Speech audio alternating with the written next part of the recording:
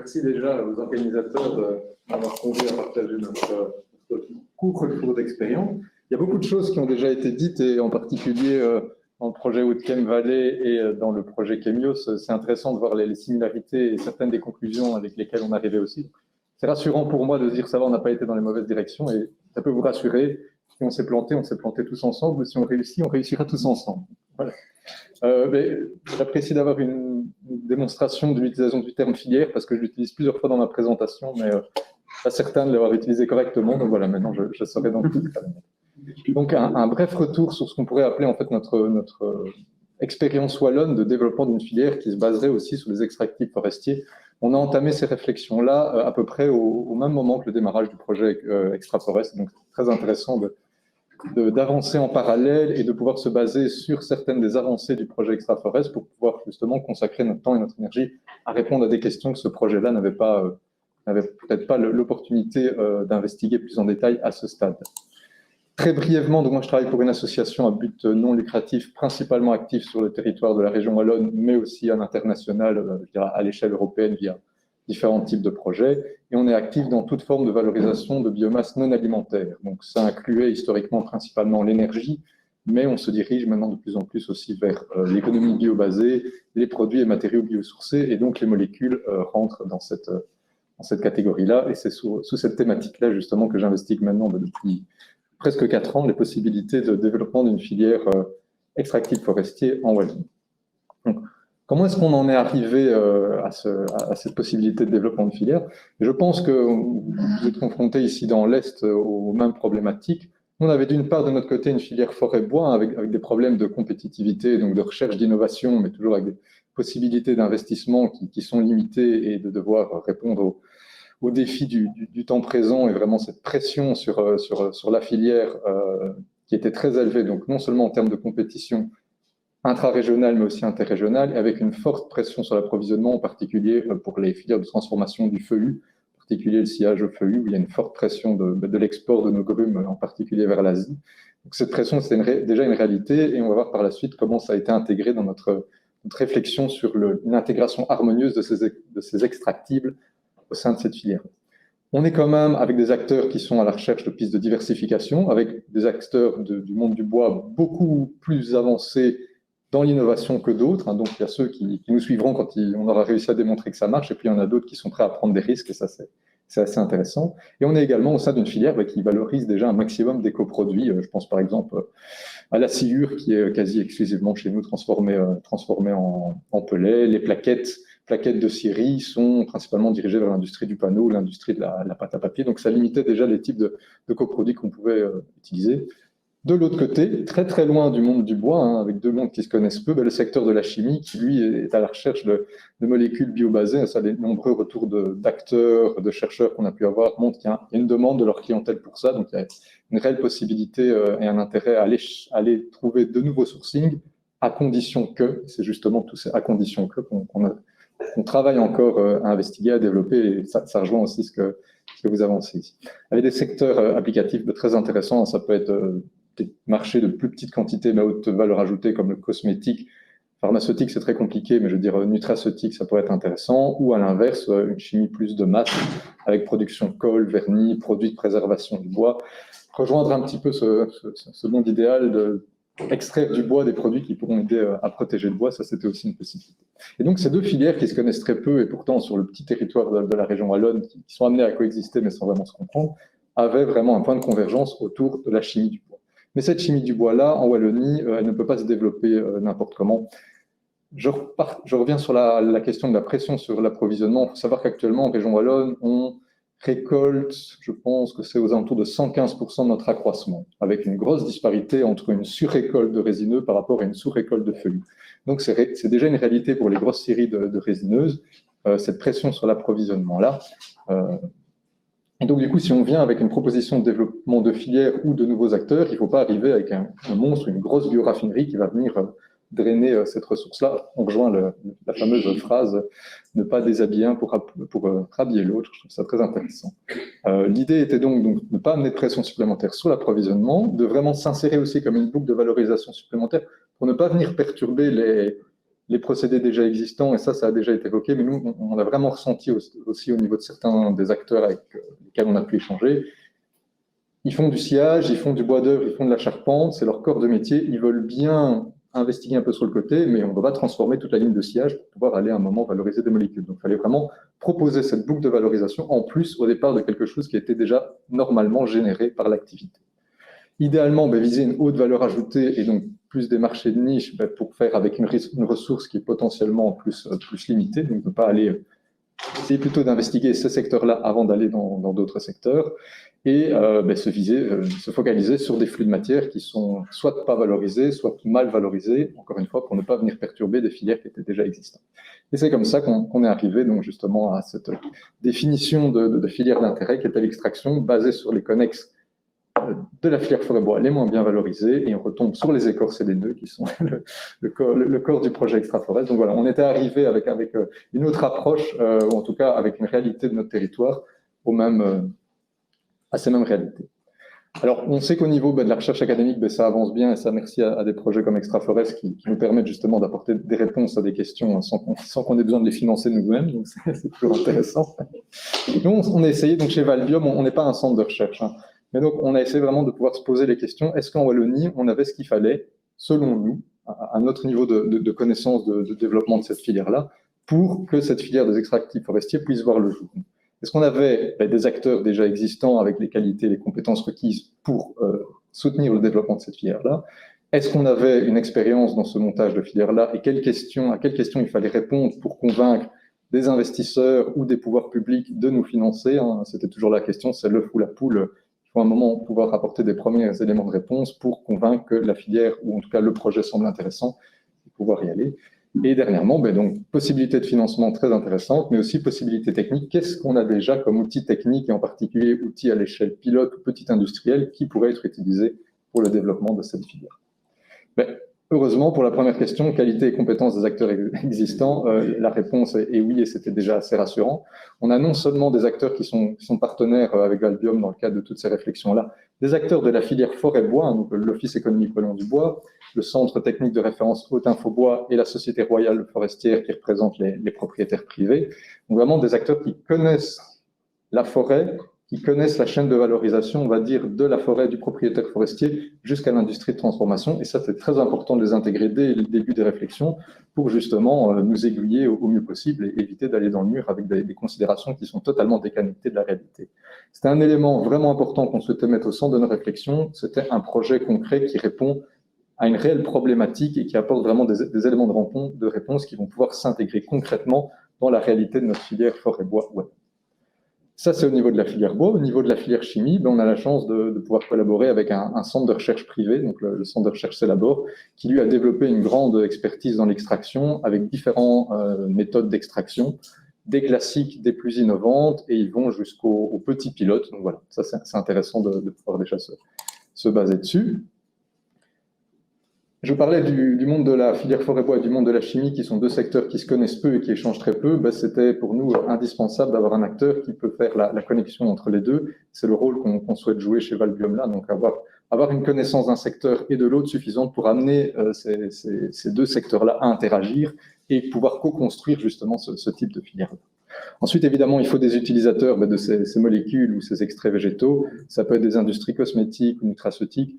On a quelques noms, mais encore une fois, les premières prospections qu'on a dû faire, donc soit c'était des gros groupes, et c'est intéressant, mais avec toutes les conditions d'agrément, de ne pas diffuser ce qu'on est en train de discuter, donc on ne peut pas les citer ici, et ça reste encore obscur, mais aussi des petites PME qui, elles, se montraient intéressées, nous ont fait part d'une réalité de terrain, qui en disant, nous, vos extraits pourraient nous intéresser, mais nous, on passe par des grossistes, j'ai envie de dire, et donc il faudrait d'abord que vos molécules puissent intégrer ces chaînes de distribution-là pour pouvoir à un moment se retrouver dans les cosmétiques fabriqués en Wallonie. Ça, c'est le genre d'exemple très intéressant qui nous a permis d'enrichir la réflexion là-dessus.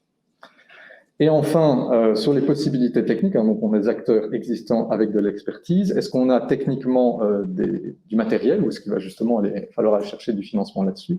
Mais en termes d'équipement technique, et là je vais rester sur l'extraction, on a donc le centre de recherche Célabor, hein, bien équipé en termes labo et aussi en termes d'unité pilote, et une grosse unité pilote, voire semi-industrielle, qui est dont le centre de recherche justement fait partie des investisseurs, qui est l'unité Natextra, donc basée dans l'est de la Belgique. Et là, c'est une plateforme qui offre des services d'extraction, uniquement de l'extraction hydroalcoolique. Mais voilà, c'est des possibilités de mise à l'échelle à partir du moment où on développe. Si on arrive à montrer, ou en tout cas si le projet Extraforêt, je ne me souviens plus des résultats, mais montre qu'avec une extraction hydroalcoolique, on arrive à quelque chose d'intéressant, et on sait qu'on a déjà la possibilité de passer à ce gros pilote ou semi-industriel via un acteur déjà existant. Et on sait bien que dans la recherche de pistes de financement, le fait de montrer qu'il y a des acteurs industriels intéressés, mais qu'il y a aussi une valorisation des équipements, évidemment la Wallonie a d'une manière ou d'une autre participé à l'investissement de cette plateforme d'extraction, ça ne peut faire qu'effet boule de neige et encourager le développement. Voilà, ça c'était pour un peu un tour d'horizon de qu'est-ce qui nous manquait. J'ai cité le fait de pouvoir se poser les bonnes questions, mais justement pour pouvoir développer cette filière avec succès, on souhaitait pouvoir répondre à plusieurs questions. Certaines de ces questions ont été apportées les réponses via les travaux menés par Valbiom, et pour d'autres, on a pu se baser sur d'autres projets dans lesquels on est partenaire, pour lesquels, par exemple, on suit de près comme Extraforest. Première question à l'échelle de la région wallonne, les fluides connexes disponibles en Wallonie, on parle de quelle quantité, on parle de quelle qualité, en gros, est-ce qu'il y en a suffisamment? Je vois que c'est des questions qui sont sorties dans les présentations précédentes. Deuxième type de question, à quel type d'extractible, quel procédé? Ça, on peut se baser et sur l'expérience du partenaire Celabor et sur les retours de résultats d'un projet comme Extraforest. Troisième grosse question, quelles étaient les attentes de marché? Quel marché visé? Quelles contraintes? Quelles barrières? Ça, on a pu aussi se baser sur l'étude de marché IAR du projet Extraforest, mais également sur un tour d'expertise d'un autre projet Interreg européen dans lequel on est partenaire, qui s'appelle AgriWaste Value, qui cherche justement à trouver une valorisation via l'extraction à des résidus de taille d'arbres fruitiers et de vignes. On s'est rendu compte que les barrières réglementaires, en fait, on arrivait aux mêmes conclusions à partir du moment où on arrivait à ce début de conclusion-là quand l'étude IAR sortait et venait confirmer ou enrichir justement nos conclusions. Donc, on s'est rendu compte, par exemple, que dans cette filière de l'extraction, les barrières réglementaires sont un élément qui va très vite freiner des industries de la vaille comme l'industrie de la cosmétique en disant si vous n'êtes pas compliant avec cette réglementation, ça ne m'intéresse même pas. Ça, c'est une réalité avec laquelle il faut pouvoir constituer. Enfin, notre objectif, et ça, on avait une intervention d'une personne qui pouvait représenter, on va dire, les propriétaires forestiers. Notre objectif, via le développement de cette filière en Wallonie, c'est vraiment de conserver la valeur ajoutée au sein de la filière bois. C'est pas de mettre en place un procédé pour qu'une multinationale de la chimie se l'approprie et donc, en fait, rachète peanuts les connexes et que ces premiers transformateurs de bois ne soient pas rémunérés pour ces connexes-là et, in fine, que les propriétaires forestiers n'y gagnent pas plus. Donc, on souhaite vraiment garder cet élément à l'esprit et pour ça, il faut convaincre cette filière forêt-bois de rentrer avec nous dans cette filière-là, d'investir. Ça, c'est toujours le nerf de la guerre. Donc, vraiment arriver à les convaincre, à les informer, à parler leur langage et à comprendre leur réalité et voir comment est-ce qu'on peut s'intégrer là-dedans. C'est vraiment un élément qui nous tient fortement à cœur dans le développement de cette filière chez nous. Mais de ce que j'ai pu entendre, c'est aussi cette option, cette approche territoriale et maintenir la valeur ajoutée sur le territoire, c'est prépondérant. On a des unités de transformation qui, au fond du bois, ne sont pas délocalisées et non délocalisables. Autant valoriser sur place ces connexes et que la maximum de la valeur ajoutée soit redistribuée aux acteurs déjà présents. Je vais rentrer brièvement dans un focus particulier qu'on a fait. J'avais déjà eu l'occasion de présenter ça il y a quelques réunions. On s'était concentré sur les possibilités offertes par le secteur du sciage en Wallonie, justement pour être une source suffisante de connexes à valoriser. Il faut savoir que je ne sais pas quelle est la réalité chez vous, mais en Wallonie, on a une tendance à la diminution du nombre de scieries, en particulier les petites scieries feuillues qui ne font que décroître d'année en année. Les derniers chiffres présentés ici sont en 2017. On a eu les chiffres 2020 qui sont sortis il n'y a pas très longtemps et ça ne va pas dans le bon sens, on va dire. Donc, il y a ce phénomène de disparition des scieries en Wallonne qui reste une réalité, qui intéresse évidemment le politique. Et donc, quand on peut proposer des projets qui sont amenés à, en particulier, maintenir cette transformation locale du bois, ça peut les intéresser.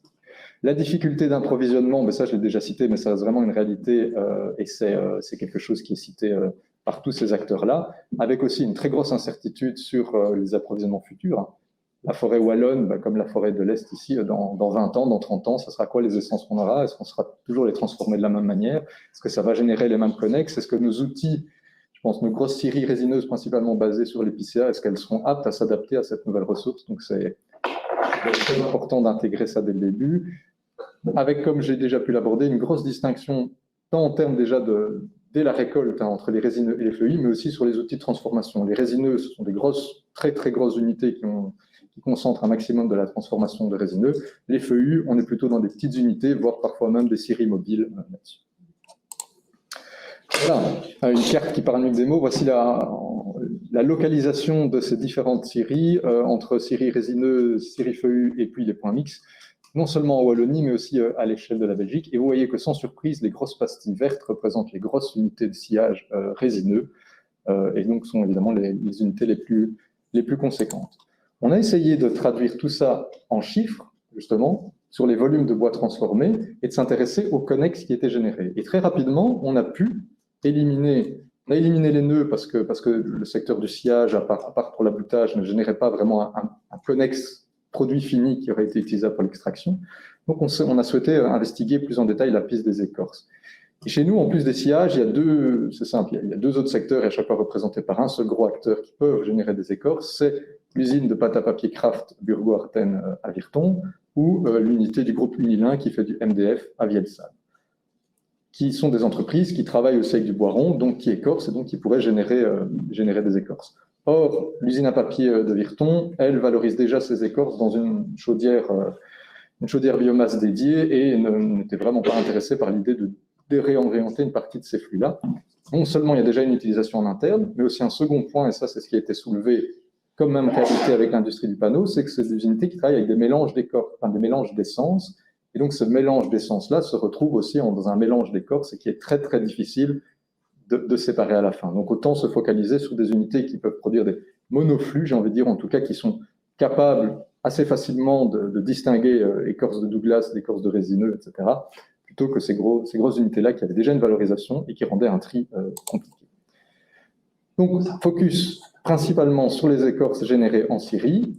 On souhaitait se poser les questions. On savait qu'il y avait des extractifs dans les écorces. Les résultats des différentes réunions publiques extra-forest démontraient qu'il y avait un potentiel intéressant. Maintenant, on souhaitait répondre à la question, est-ce qu'on a un gisement brut suffisant, vraiment brut théorique, avant même de passer dans le pratique? Est-ce qu'on parle d'une quantité qui vaut la peine d'aller plus loin? Où se répartit ce gisement-là? Est-ce qu'il y a déjà une valorisation existante de ce gisement-là, en particulier les écorces, pour pas venir déstructurer quelque chose qui était déjà existant? Alors voici en chiffres ce qu'on avait réussi à obtenir donc, comme estimation de gisement brut.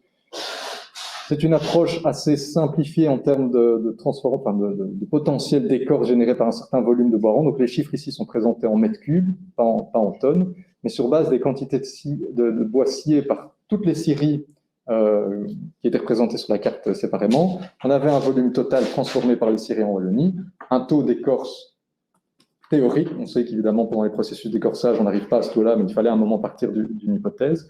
Donc, on est arrivé à ces chiffres-là qui permettaient de ressortir les grosses tendances. Et sans surprise, en Wallonie, en termes de volume, c'est principalement du sciage de résineux. Et donc, un gros potentiel était offert par les écorces d'épicéa et de Douglas. C'était très intéressant sur les chiffres. Ça nous a nettement déchanté quand on a vu que du point de vue réglementaire, les écorces d'épicéa, c'était pas terrible pour des valorisations cosmétiques ou nutraceutiques parce que cette matière première-là n'apparaissait pas dans la liste des matières premières facilement admises pour ces secteurs-là. Mais voilà, c'est partie de ce genre de retour d'expérience. Je me suis permis de barrer la ligne peuplier parce qu'en 2017, il y avait une unité qui était transformait beaucoup de peupliers, mais depuis, elle s'est réorientée. Donc, chez nous, en tout cas, ce n'est plus une réalité, la transformation de peupliers, la valorisation des écorces. On sait qu'on a une quantité qui n'est pas de quelques tonnes, mais on a quelque chose d'intéressant. Où se situe ce gisement-là? Sans surprise, il a été regroupé autour des principaux scieurs, et ça nous a permis d'identifier 5 gisements, 5 hotspots, en fait, pour lesquels une grande partie de cette quantité d'écorce était générée. Et on voyait par exemple, en reprenant ces 5 hotspots, on avait plus de 90% du gisement potentiel en écorce d'épicéa qui était présenté.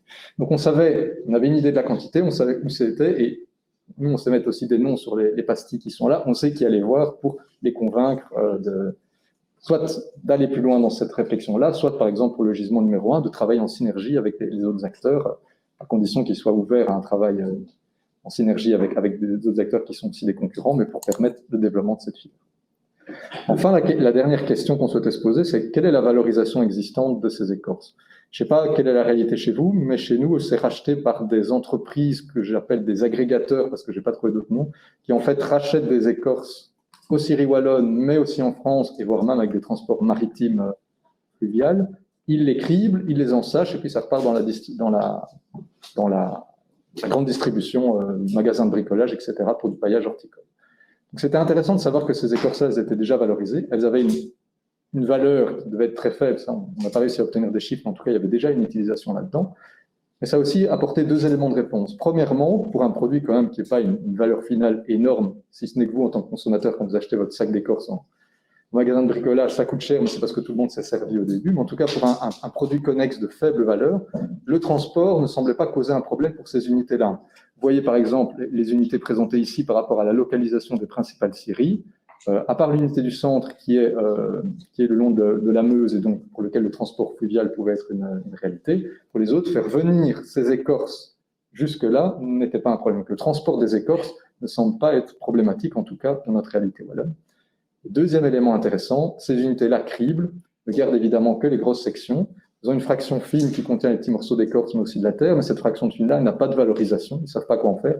Donc ceux que j'ai pu rencontrer se montraient intéressés par exemple une possibilité via la chimie du bois et l'extraction de valoriser cette fraction fine si quelque chose pouvait leur être offert dans cette direction.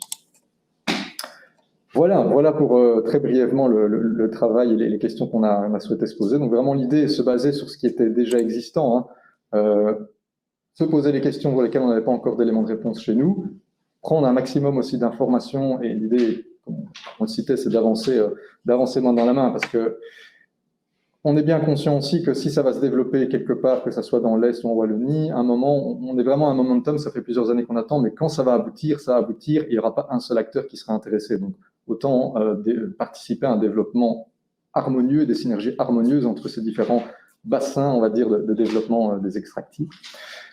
Personnellement, nous, ce qu'on souhaiterait tester dans l'année 2022 avec le partenaire Celabor, c'est des tests d'extraction, j'ai envie de dire, en conditions réelles. Donc vraiment, des écorces récoltées en scierie, un processus d'écorçage traditionnel avec un X semaines passées dans le parc à bois, X jours passés dans le bac à écorce sous la pluie. Concrètement, est-ce qu'une fois qu'on prend ça et qu'on le met dans des méthodes d'extraction, par exemple hydroalcoolique, est-ce qu'on arrive à avoir quelque chose? Peut-être que vous l'avez fait pour Extra Forest, peut-être que ça va arriver, mais nous, c'est quelque chose qu'on souhaiterait comparer avec des résultats de la littérature. Et enfin, et là je fais un grand appel à la manifestation d'intérêt, nos ressources, elles traversent nos frontières, nos connaissances et compétences aussi, ça va dans les deux sens. Donc je ne peux que me réjouir si on arrivait à collaborer ensemble, France et Wallonie, pour justement un développement harmonieux de cette filière extractive. À savoir qu'en Wallonie, on a également une stratégie, on va dire, économie biobasée, économie circulaire qui a été mise en œuvre. Valbiome, parmi ses missions, est animateur d'une partie de cette stratégie-là. Donc, on ne demande qu'à pouvoir travailler avec vous sur cette thématique plus large, mais en particulier sur le focus des écorces. Et j'en terminerai par des réflexions que j'ai pu avoir avec des représentants de la filière forêt-bois. Très dernièrement, on en est conscient, et vous en êtes conscient aussi, en particulier pour les propriétaires forestiers ou pour les transformateurs qui sont présents. Nos ressources forestières, chez nous ou chez vous, vont évoluer. On ne sait pas dans quelle direction, mais ça va évoluer. Une tendance nette observée en Wallonie, c'est une tendance à la diversification en forêt. On se retrouve du coup avec des nouvelles, et j'ai mis nouvelles entre guillemets parce que ce n'est pas des nouvelles essences, mais c'est des nouvelles essences qui doivent rentrer dans une filière de valorisation déjà existante. Donc on a tout intérêt à accompagner la préparation de notre filière forêt-bois maintenant à ce qu'elle va devoir valoriser dans 20 ou 30 ans. Vu le temps que prend ce gros paquebot forêt-bois pour se réorienter, chez nous, les scieurs, avant qu'ils décident de sécher le bois, il a fallu longtemps les convaincre. Maintenant, c'est devenu la norme, mais il a vraiment fallu mettre du temps pour réorienter cette filière-là. Donc, autant la préparer dès maintenant. Et pourquoi pas, dans cette préparation de filière-là, intégrer la chimie du bois, non pas comme une valorisation uniquement basée sur des connexes, mais peut-être aussi sur une forme de sylviculture ou de récolte ou de valorisation des bois, dont un des premiers produits serait justement cette chimie du bois-là, avec cette fois-ci, par exemple, un coproduit qui pourrait être valorisable en bois scié ou en bois d'œuvre, on est toujours amené à arriver. Mais donc ne pas se fermer à cette possibilité-là en se disant la chimie du bois extractive ne doit se cantonner qu'à des coproduits. Pourquoi pas à un moment s'intégrer vraiment comme partie prenante de cette filière. On souhaite d'ailleurs investiguer quelques pistes de réflexion et d'essais sur des essences qui nous semblent prometteuses chez nous, sur base de différents retours d'expérience qu'on a eus. Ce serait intéressant de les confronter avec votre réalité. On avait listé le tilleul, l'érable, le bouleau, le cèdre et le séquoia, qui sont des essences qui semblent assez bien adaptées dans notre contexte pédoclimatique pour ne pas trop déguster, on va dire, dans les prochaines décennies. Donc, à voir comment est-ce que la chimie du bois peut s'intégrer justement dans la valorisation de cette essence. Voilà, je vous remercie de votre attention. Merci beaucoup, Pierre-Luc. C'était vraiment intéressant.